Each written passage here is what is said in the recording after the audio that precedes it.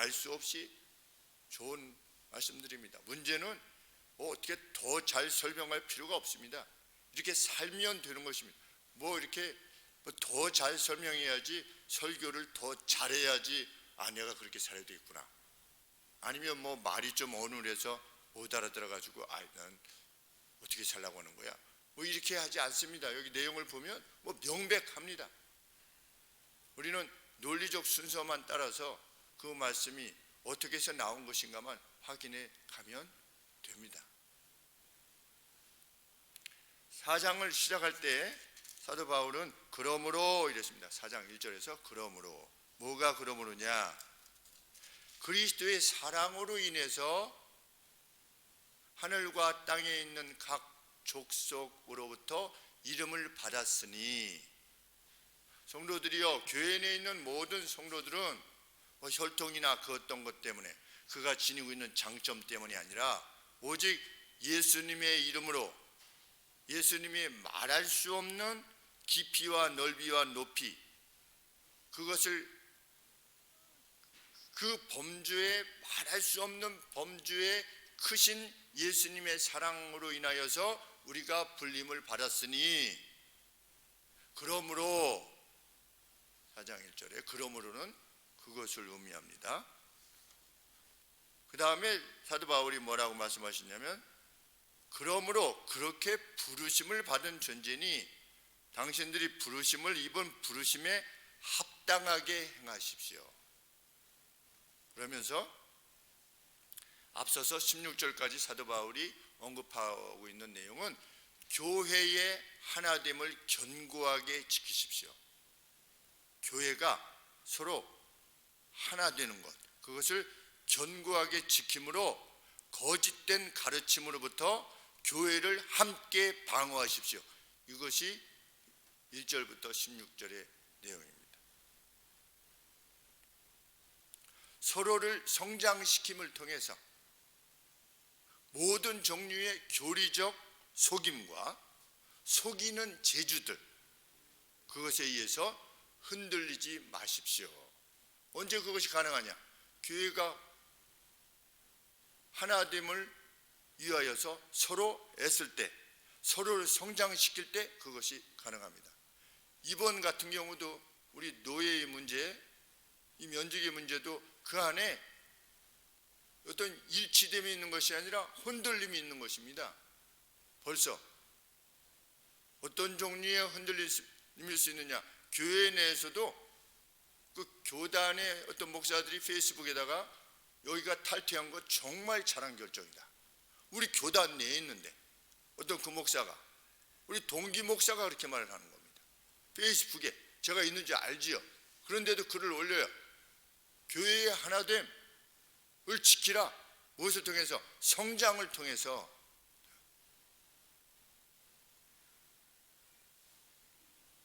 가지 않고, 다른 교단으로 가지 않고 그것을 진리라고 말하는 그 어떤 교단으로 옮겨가거나 탈퇴하거나 이러지 않고 여기 내에서 그것을 말하려는 이들이 있는 겁니다. 그런데 사도 바울은 무엇이라고 하는 것입니까? 모든 종류의 교리적 속임으로부터, 또 속이는 재주들로부터 흔들리지 않기를 원하느라, 그걸 노력하라는 겁니다. 교회가 그렇게 권함을 이어가는 가운데 다시 17절에서 바울은 그러므로 이렇게 말하고 있습니다. 그러므로, 이 그러므로는 뭐냐? 교회의 각 구성원은 머리이신 예수님께 붙어서 함께 교회를 구성하는 이들이다. 그러니까 교회의 구성원은 각각 있는 것이 아니라 머리이신 그리스도께 각 멤버가 목이 있고 팔이 있고 또 다리가 있고 이런 것처럼, 배가 있고 눈이 있고 이런 것처럼 모든 성도들은 머리이신 주님께 붙어있는 하나의 바디라는 겁니다. 그래서 이 조인트, 이 관절을 통해서 서로에게 필요한 것들을 공급해 주는, 그래서 몸이 잘 자라게 하는,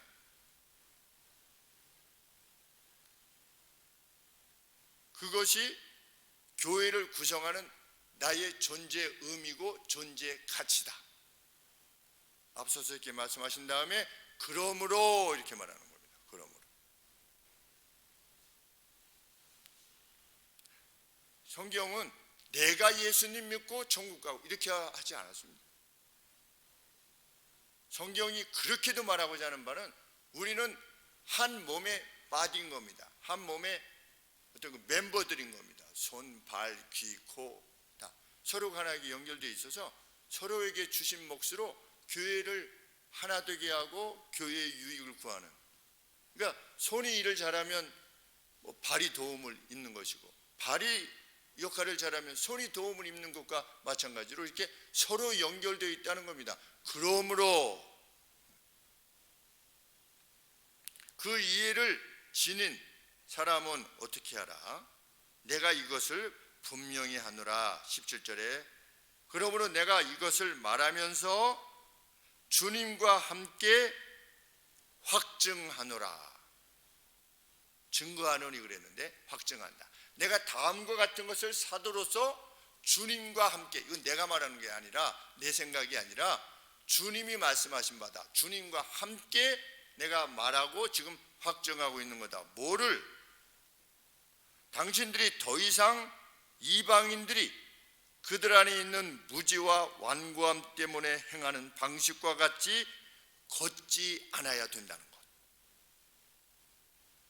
당신들이 이제는 이방인들과 같이 걷지 않아야 된다는 것. 예수님이 그것을 우리가 행할 바라고 말씀하시는 것을 내가 확증하노라. 유혹의 욕심을 따라 썩어져가는 옛 습관을 쫓는 옛사람을 벗어버리고 심령으로 새롭게 되어, 뭐가 새롭게 되어야 되느냐? 심령이 새롭게 되는 겁니다.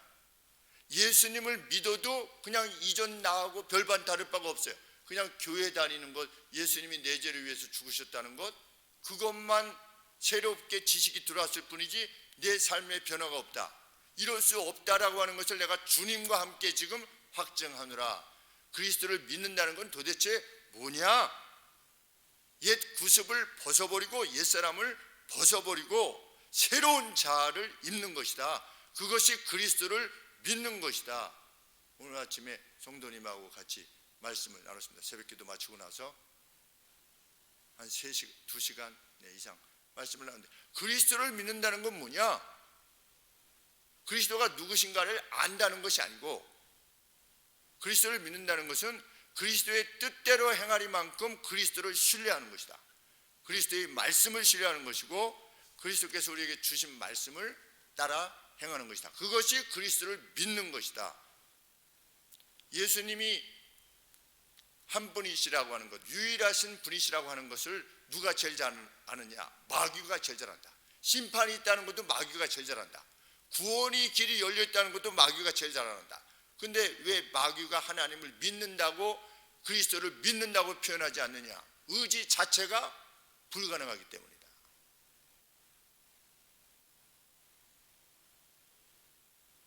심령으로 새롭게 되어, 뭐가 새롭게 되냐면 어떤 외적인 게 새롭게 되는 게 아닙니다.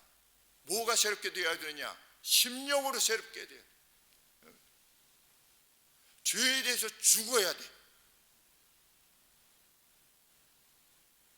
심령으로 새롭게 되어 새 사람을 입어야 된다. 4절 말씀에 하나님을 따라 의와 진리의 거룩함으로 지으심을 받은 새 사람을 입으라.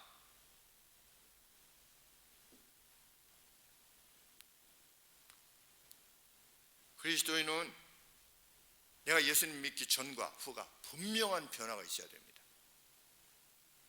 내가 이방인들과 달라야 됩니다. 그리스도인이 아닌 사람하고 완전히 삶의 방식이 달라야 된다는 겁니다. 비슷한 게 아니라, 그래서 이 사람이 지금 예수님을 믿는 거야 아니면 이 사람 교회 다니는 거야 아닌가 모른다? 불가하다는 거죠. 어떻게 내가 다른 나라에 속해 있는 건 국적이 달라요. 내가 지켜야 되는 헌법이 달라. 그런데 어떻게 그것을 몰라볼 수 있겠냐는 겁니다.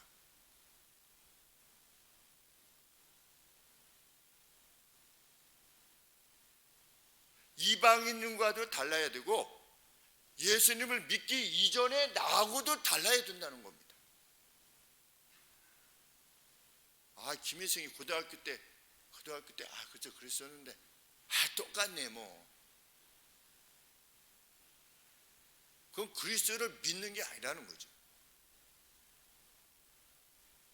그건 성령을 슬프게 하시는 거다.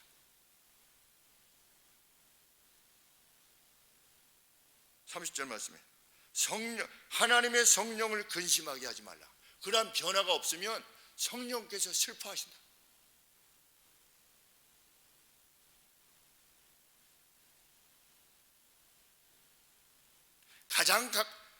누가 그것을 제일 그래도 말할 수 있을까요? 그래도 여보 좀 이래야 되지 않겠어? 그걸 말해주는 사람이 사실은 배우자죠. 근데 우리가 배우자의 말을 귀담아 듣고 내가 이러면 안 되겠구나. 내 배우자가 이렇게까지 말하는데 내가 이렇게 하지 말아야겠구나. 이렇게 생각하는 사람이 얼마나 있습니까? 우리 예수님 믿는 사람들 가운데서도 옆에서 이건 이렇게 했으면 좋겠는데요 라고 했을 때 그것을 내가 가슴에 받고 내가 이 부분을 변해야 되는데 지켜보다가 말해주는 거구나. 참 고맙구나. 이렇게 생각해서 자기를 변화시키려는 사람이 과연 몇이나 있냐는 거예요. 세상에 우리는 몇이나 경험했습니까? 그리고 나는 몇 번이나 내 배우자들로부터 내 가까이 있는 친척이나 내 친구로부터 어떤 말을 들었을 때 그것을 귀담아 들으려고 했나 생각해 보면 됩니다.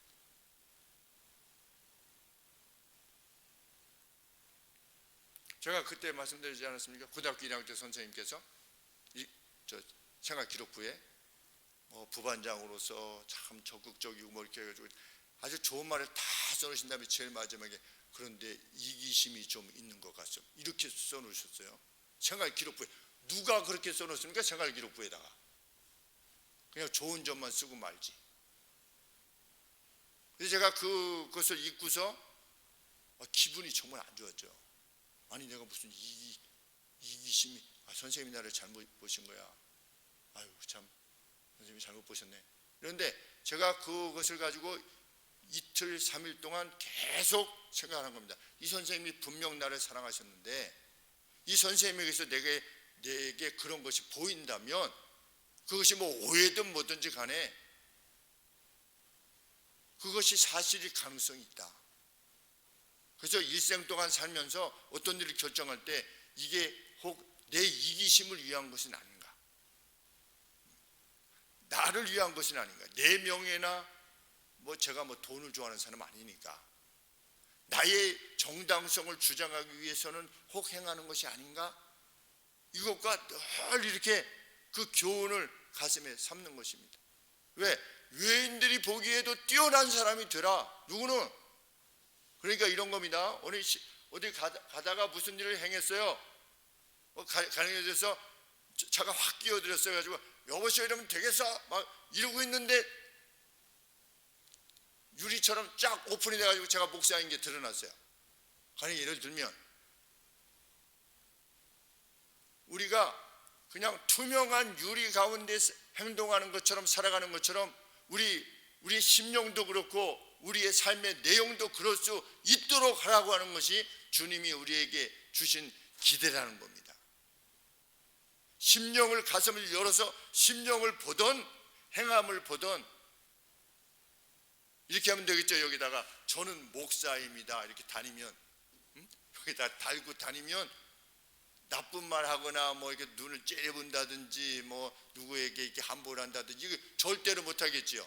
여기다가 전도사 이렇게, 저는 전도사입니다, 저는 집사입니다, 저는 장로입니다, 뒷판에다가 이렇게 크게, 차 뒤에다가도 이 차는 김희성 목사의 차입니다 이렇게 하면 어떻게 행동하겠습니까 우리가? 그런데 일반 사회 속에서 살 때는 안 나타나죠. 그러니까 일반 사회 속에서 하는 방식으로 그냥 행하는 겁니다. 우리는 그럴 수 없는 존재다. 성경은 왜? 우리가 남들이 보든 안 보든 하나님의 눈에서 하나님 보시기에 행동하는 사람들이니까. 자, 이 말씀을 드리면서도 저도 두렵습니다. 사실은 창피한 것이 많고 부끄러운 것이 많고, 제가 그렇게 살았기 때문에 우리 성도님들한테 말씀을 드린 게 아니고 저까지 포함해서 말씀을 드리는 겁니다. 어떨 때는 너도 못하면서 무슨 말이 많아. 근데 제가 여기서 서는 것은 제가 그렇게 살기 때문에 그렇게 합시다 하는 것이 아니지 않습니까? 하나님 말씀이 그렇게 가르치고 있다라고 말씀하시기에 전하는 것 뿐이지. 우리 같이 가자라는 것이지.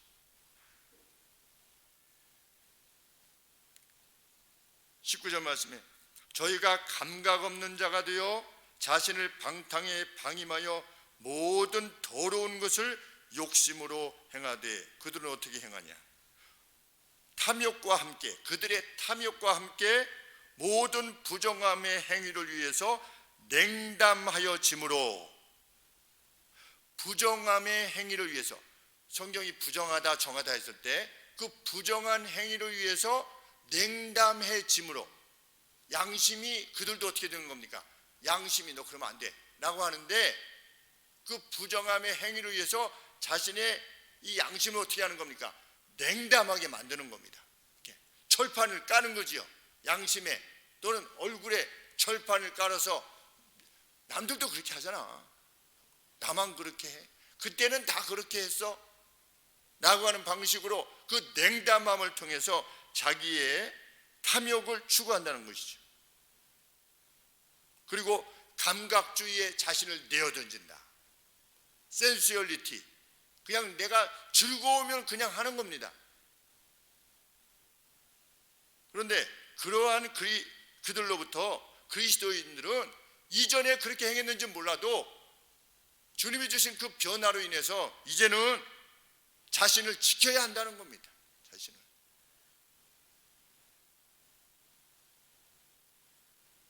(20절) 말씀에 오직 너희는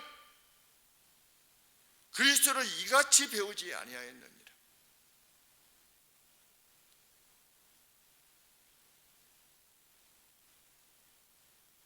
세상은 결국 가치보다 궁극적으로 가면 가정과 사회와 그리고 공동체의 유익을 구하기보다 결국 자신의 이익을 먼저 생각하고 자신의 기분을 먼저 생각합니다. 내가 기분이 좋으냐 안 좋으냐를 먼저 생각해. 내가 기분이 나빠지면 뭐 가족이고 뭐고 없어요. 그게 뭐가 늘어나는 겁니까? 그게 이혼이 늘어나는 거죠. 자기의 감각을 최우선으로 삼는 것입니다. 예수님을 못 믿게 하기 때문에 이혼하는 경우, 그것이 또 아니고, 다른 사람과의 부정 때문에 내가 이혼하는 경우, 그것도 아니고, 성격이 안 맞아서, 그건 세상이라는 겁니다.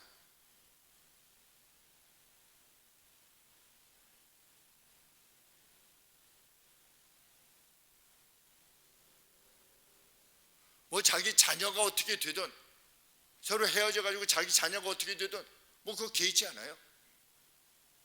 자기 배로 낳은 자녀가 엄마 잃은 슬픔으로 살아도, 자기가 관계에서 아들을 낳았는데 그 아들이 어떻게 되든 관계없이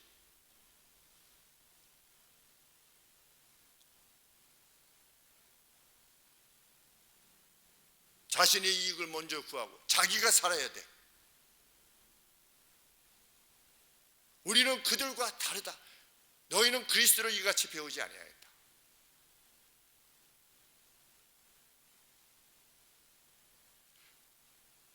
그것은 무슨 특징이다? 18절 제일 끝에 하나님의 생명으로부터 떠나 있는 채로, 그것은 하나님의 생명으로부터 떠나 있는 행태라는 겁니다. 그래서 이방의 방식인데, 그리스도를 안 이후에도 그와 같은 방식으로부터 새로움이 없으면 그것이 어떻게 새로움이라 말할 수 있겠는가? 그러니까 사도 바울은 감옥에서조차도 바깥에서 편지하면서 나 지금 너무 춥고 말이지, 배가 고프고 나 정말 힘들어. 뭐 이런 거 하나도 없지 않습니까? 이 안에 있으면서도 새로움을 입으라. 지금 감옥에 지금 갇혀 있는데, 로마의 차디찬 감옥에 이 구멍도 없다는데 빛이 들어오는 그런 곳에 갇혀서 화장실도 없었다는데, 그냥 굴이라는데, 그냥 별을 보면 그냥 바로 옆에 있어야 된다는데, 만약에 그것이 우리가 갇혀 있는 감옥이라면 그것도 그리스도 때문에 갇혀 있는 거 아니겠습니까? 그리스도 때문에. 근데 그 그리스도께서 무엇을 가르쳐 주셨느냐? 그것은 하나님의 생명으로부터 떠나 있는 삶이다 라고 가르쳐 주지 않았냐는 겁니다. 그러므로 너희는 새로움을 입으라. 새로운 자.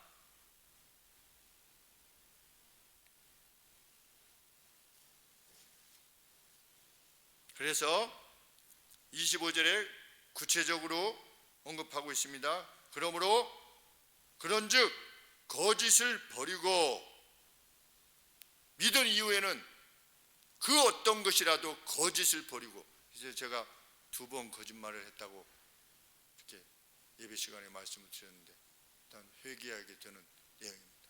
어떤 상태든지 너희는 맹세가 필요 없는 사람이잖아.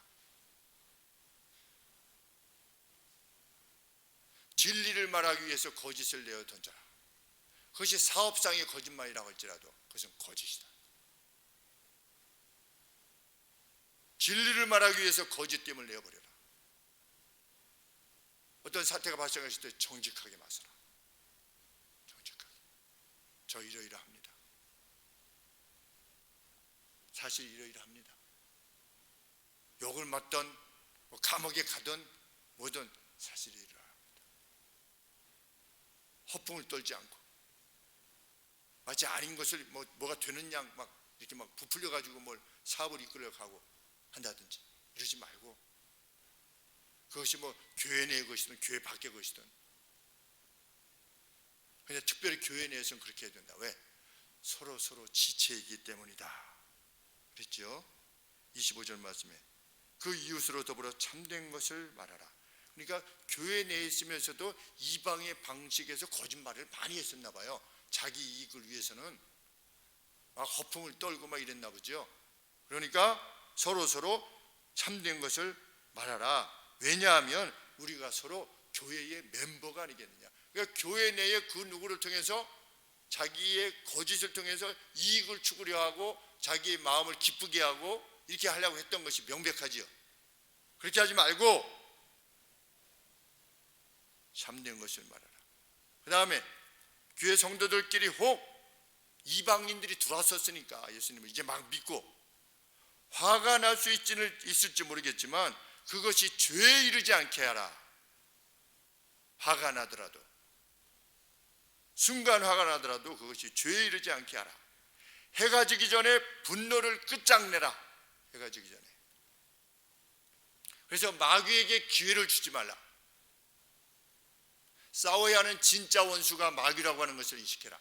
내 마음에 어떤 분노가 일어나면 마귀가 일으키다 한다는 사실을, 그래서 마귀한테 지면 안 되는 겁니다. 교회 내 일도 마찬가지입니다. 무슨 뭐 상처를 입었느니 목사님이 이랬느니 저랬느니, 그 누가 일으키는 거냐? 그 마귀가 일으키는 거다. 원수가 마귀라고 하는 것을 인식하라는 거죠.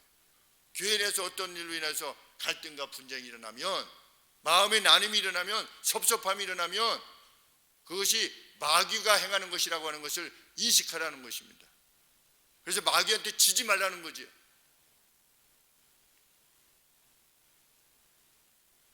그리고 그 정도가 아니라 뭐하는 사람이 될 것이다. 도적질하는 자가 어떻게 되는 겁니까? 도적질 하지 않는 데서 그치는 것이 아니라 오히려 성도들을 도울 수 있는 어떤 여건을 마련하기 위해서 도둑질했던 사람들이 오히려 일을 하게 되는, 근데 일을 하는 목적이 뭐냐? 같이 지체된 성도들을 돕기 위해서 자기 손으로 열심히 일하는 사람이 되라. 그것이 옛 자아를 버리고 새로운 자아를 입는 것이다. 옛 자아를 버린다고 하는 것은 도둑질을 그치는 게 옛 자아를 버리는 것이 아니라 그 마포에서 뵀던 한 85세 되신 그 권사님이 그 종이를 끌고 가면서까지 몇백 원이라도 하루에 1,000원이라도 벌어서 그것으로 남을 도와주고자 하는, 교회 성도들을 도와주고자 했던 그 권사님처럼, 그게 뭐냐? 그게 새로운 자아입니다. 그게 영광스러운 권사님이죠. 영광의 권사님.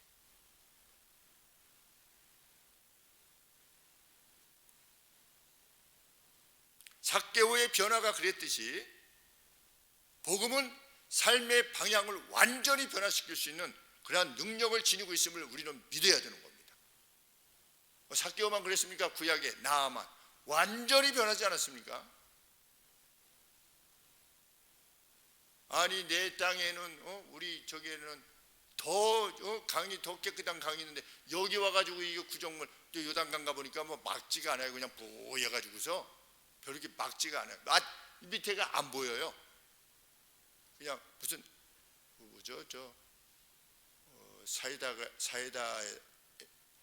사이다에다가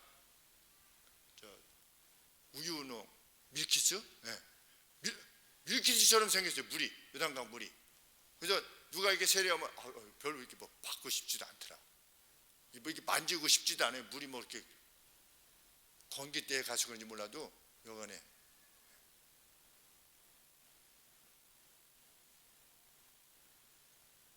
그러니까 당연하죠. 나아만이 우리 땅에 있는 물은 정말 맑은데 여기 와가지고 지금 뭐 밀키스 같은 걸로 나보고 목욕을 하라고 가자 이렇게 했었는데, 복음을 만나고 나서 복음을 만난 거죠. 나았다가 핵심이 아니고, 살아계신 분이 정말 신이 계시구나. 우리가 그리스도를 만난다고 하는 것은 무엇입니까? 신이 계시구나. 세례를 받았다고 하는 것은 무엇입니까? 이 세상을 참으로 지배하시는 왕이 계시구나. 다스리시는, 그걸 만난 게 세례 아니겠습니까? 진정 세례가. 그런데 그 세례가 지닌 능력이 뭐다? 옛자를 죽이고, 죄에 대한 옛자를 죽이고 의에 대해서 사는 거죠. 죄에 대해서 죽는 것만 있는 것이 아니라 의에 대해서 사는 겁니다. 사람이 완전히 달라지는 겁니다. 어떤 사람으로? 살리고자 하는 사람으로. 내 생애 목표가 뭡니까? 나 괴로움에서 벗어나는 게 아니에요. 그 목적 자체가. 궁극적 목적이 무엇입니까? 주님의 영광을 드러내며 그 누군가 나의 삶을 통해서, 나의 말과 나의 행동과 나의 재물과 나의 에너지를 통해서 삶의 지금의 현재 상황에서 나중에 돈 많이 벌면 봅시다가 아니라 지금의 삶의 현장에서 주의 주권을 세상에 드러내는. 그러면 주의 주권은 무엇으로 드러내냐?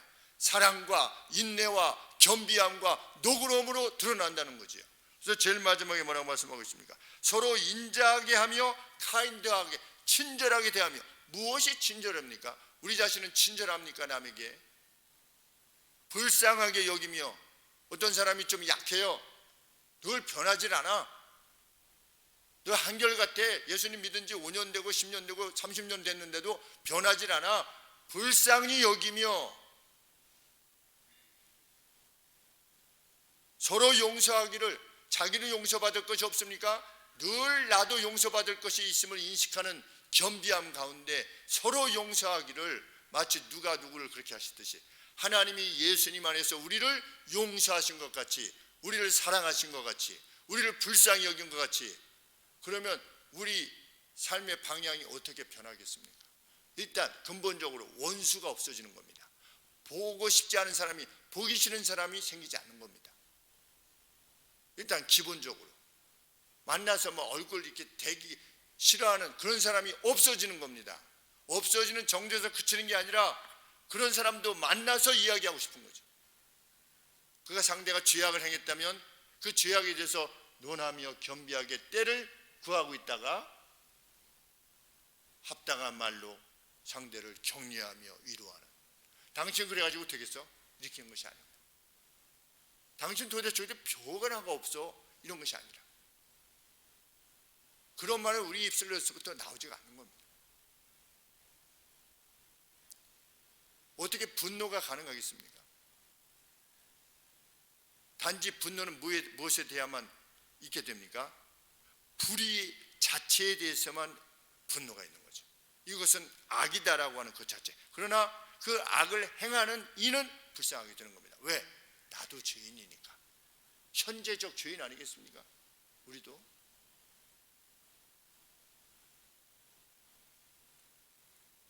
그래서 사도 바울이 말씀하시는 겁니다. 그 29절 말씀에 무릇 더러운 말은 너 입 밖에도 내지 말며. 이 더러운 말은 무슨 뜻이냐면 쓰디쓴 말입니다. 쓰디쓴 말. 상대가 딱 그거 들으면 그냥 마음이 막 상해버리는 그러한 말. 근데 화가 나면 어떻게 합니까? 사람들이 그런 말을 사용하려고 그러죠. 그게 뭡니까? 기본적으로 욕이지요. 어렸을 때 네 엄마 뭐 이렇게 그렇게 욕을 했던 애들이 있죠. 그렇게 하려면 제가 그거는 용서하지 않았습니다. 어렸을 때도. 네가 나를 욕하는 것은 내가 좀 뭐 그럴 수 있어. 그렇지만 내 엄마를 네가 만약에 모욕하면 내가 가만두지 않는다. 너 조심해라. 무섭죠 뭐. 왜? 평소에 김희승이가 아니니까. 평소에 그냥 무슨 말을 해도 뭐 이렇게 하는데 내 엄마 건들면 너는 내가 가만두지 않는다. 근데 이제 그런 말을 하려고 하죠. 왜? 그 말을 해야만 상대가 가슴 아파하고 막 못 견디게 하는 거니까. 우리가 그 누군가에 대해서 말을 할 때 그런 말이 자꾸만 나오려고 하지 않습니까? 그러한 옛자를 쓰디쓴 말을 내뱉는 것을, 그리고 이런 거 있지 않습니까? 당신 옛날에 그렇게 했잖아. 당신이 그런 말 했잖아. 그래가지고 상대를 이렇게 주눅들게 하는 그런 것도 하지 마라.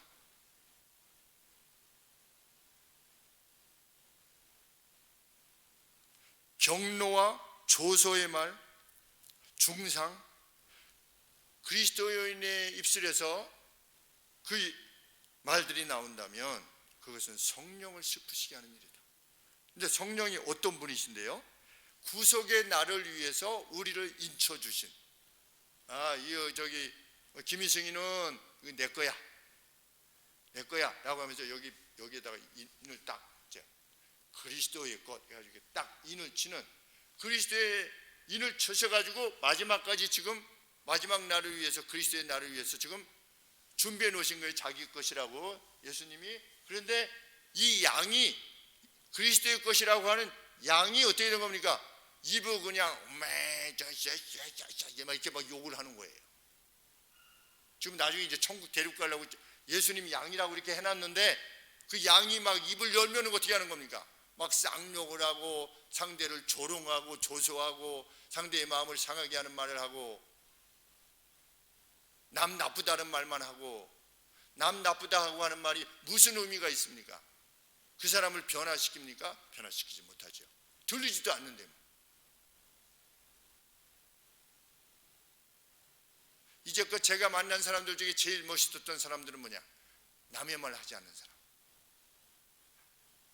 그 자리에 있지 않은 사람 말을 하지 않는 사람. 그 자리에 없으면 그 사람에 대해서 말하지 않는. 제가 그래서 무슨 선배 목사님이나 후배 목사님이나 이렇게 만나면 무슨 얘기를 할 때 뭐 누구 얘기 나오면 이 자리에 없는 분 얘기는 하지 마십시다. 제가 그렇게 얘기를 합니다. 그것은 아무런 유익이 없으니까.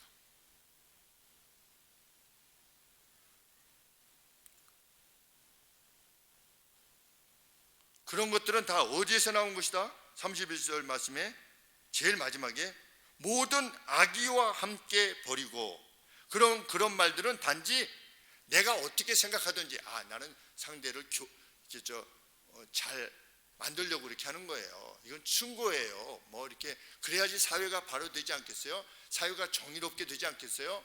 공평하게 되지 않겠어요? 라고 자기는 그렇게 혹 생각한다 할지라도 단지 무엇일 뿐이다? 악독에서 나온 것일 뿐이다. 그런 말들은.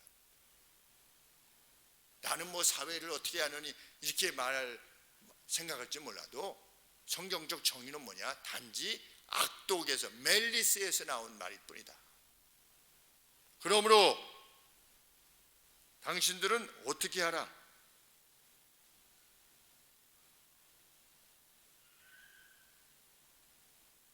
(32절) 말씀에 서로 카인드하며 친절하며 불쌍히 여기며 이렇게 되어 있습니다. 서로 친절하라. 부드럽게 되어 서로를 용서함으로. 그러니까 친절한 것이 뭐냐? 부드러워지는 것이고 용서하는 것입니다. 그게 친절한 겁니다. 친절함의 정의, 상대를 용서해주고 텐덜하디, 헐트. 그러니까 아주 그 풀이 부드러운 풀, 만지면 소프트하고 이런 그러한 아주 그냥 막 새순이 돋을 때 그 풀잎들 있지 않습니까? 그런 마음으로 마음을 무장해서 상대의 잘못에 대해, 심지어는 상대의 잘못에 대해서조차도 용서하는 가운데 그게 뭐냐? 그게 친절이라는 겁니다.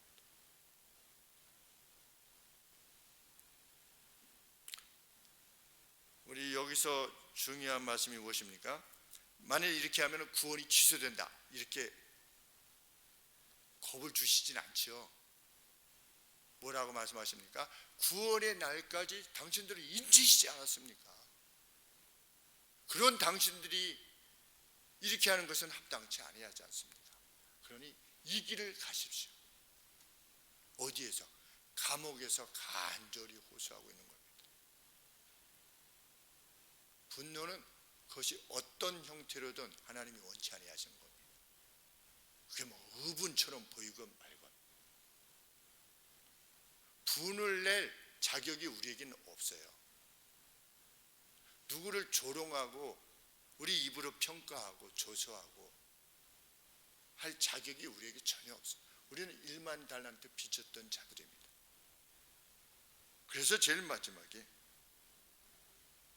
하나님이 그리스도 안에서 너희를 용서하신 것 같이 용서해라.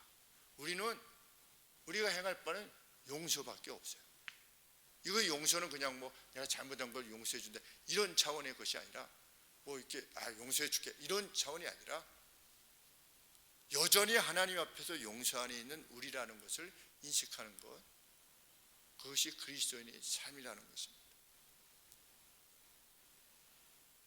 더 우리 친절한 사람이 되기를 원합니다. 더 부드러운 사람이 되어지기를 원하고, 저 사람 저렇게 봐도 간에 그 자기가 있는 사람이야, 이거는 우리의 길이 아니라는 것이죠.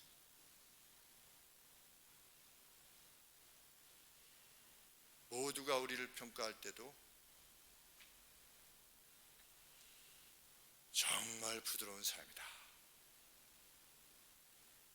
용서만 있는 사람이다 라고 하는 사람으로 불림을 받게 되는 그 영예로움이 정말 우리가 세상 끝나기 전까지 이루어지는 그러한 은혜가 우리 가운데